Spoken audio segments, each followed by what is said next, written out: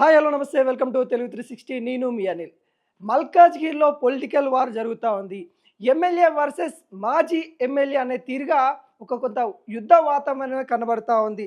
మల్కాజ్గిరి నియోజకవర్గం అల్వాల్లో జరిగిన బోనాల పండుగ, ఆషాఢ మాసం బోనాల పండుగ సంబంధించిన చెక్కుల పంపిణీ కార్యక్రమంలో గౌతమ్ నగర్కి సంబంధించిన కార్పొరేటర్ సునీత గారి భర్త ఎవరైతే రాము యాదవ్ ఉన్నారో రాము యాదవ్ పైన కాంగ్రెస్ నేతలు దాడి చేశారు అన్నట్టుగా కొంత మండిపడుతూ ఉన్న తీరైతే కనబడుతుంది. తన దాడిని ఖండిస్తూ ఏదైతే మల్కాజ్గిరి పిఎస్లో కూడా పోలీస్ కంప్లైంట్ అయితే బీఆర్ఎస్ శ్రేణులు చేసి మళ్ళీ కాంగ్రెస్ నేతలకి సవాలు విసిన పరిస్థితి కనబడతా ఉంది. దమ్ముంటే మల్కాజ్గిరి పోలీస్ స్టేషన్కి రండి అన్నట్టుగా బీఆర్ఎస్ నేతలు సవాలు విసిన పరిస్థితి కనబడతా ఉంది. ఆ సవాళ్ళు మైనంపల్లి హనుమంతరావు కాకుండా మైనంపల్లి రోహిత్ తీసుకున్న వాళ్ళ కొడుకు ఆ సవాల్ని తీసుకొని హుటాహుటిగా మెదక్ నుండి మల్కాజ్గిరి పిఎస్ దగ్గరికి వచ్చి ఎవరు వస్తారో రండి అన్నట్టు కూడా తను కూడా అల్చల్ చేసి ఆ రోడ్డు మీదనే బైఠాయించిన పరిస్థితి కనబడతా ఉంది. ఆ విషయాలన్నీ కూడా మనమైతే చూస్తాం.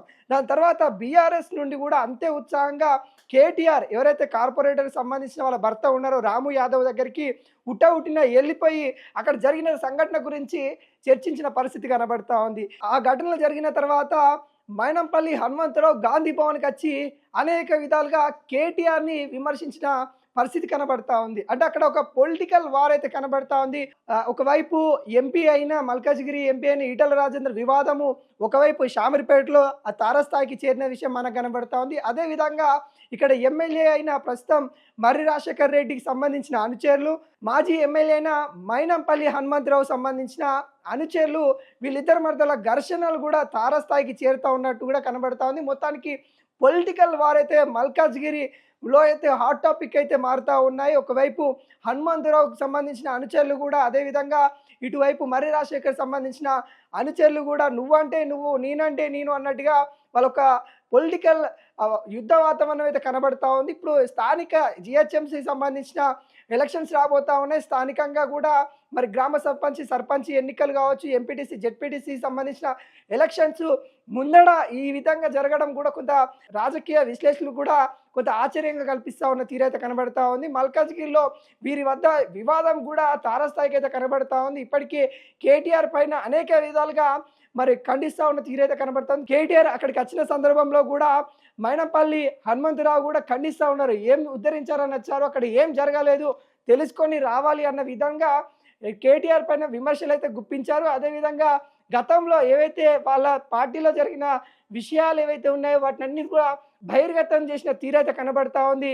గాంధీ భవన్లో మొత్తం చర్చనీయంగా అయితే కనబడతా ఉంది.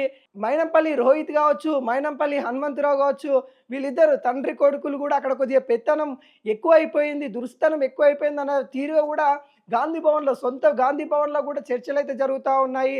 అదేవిధంగా నిన్న గాంధీ భవన్లో ప్రెస్ మీట్ పెట్టిన తర్వాత కూడా అనేక ఆరోపణలు కూడా వాళ్ళిద్దరిపైన అయితే వస్తూ ఉన్నాయి. మరి చూడబోవాలి పొలిటికల్ వార్ అయితే మరి మల్కాజ్గిరి వేదికగా అయితే జరుగుతూ ఉన్న నేపథ్యం అయితే కనబడతా ఉంది. మరి రాజశేఖర్ రెడ్డి స్థానికంగా మరి ఎమ్మెల్యే అయితే ఉన్నారు, తను ఇప్పటికి కూడా ఎటువంటి స్పందన అయితే ఇవ్వని పరిస్థితి అయితే కనబడుతుంది. కాకుండా కేటీఆర్ నిన్న అక్కడికి వెళ్ళి ఎవరైతే పోలీసు వాళ్ళు ఉన్నారో, సహకరించని వాళ్ళు పోలీసు వాళ్ళు, డీజీపీ కావచ్చు, ఎస్పీ కావచ్చు, వాళ్ళు ఎవరైతే ఉన్నారో వాళ్ళకు ఒక సీరియస్ వార్నింగ్ కూడా ఇచ్చినట్టు కూడా కనబడతా ఉంది.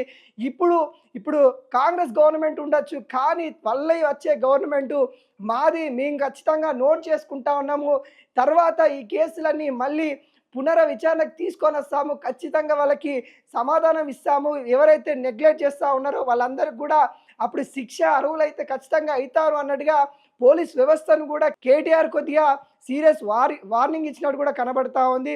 మరి చూడబోవాలి ఈ మల్కాజ్గిరి పొలిటికల్ వార్ ఎంతవరకు వెళ్తుంది, మరి స్థానిక ఎన్నికల్లో ఏ విధంగా ఉండబోతా ఉంది. ఇప్పటికే ఘర్షణలతో మల్కాజ్గిరి అతలకుతలం అవుతున్న పరిస్థితి కనబడతా ఉంది. మరి ఈ వివాదం ఎంతవరకు ముందుకెళ్తుంది అనేది కూడా చూడబోవాలి.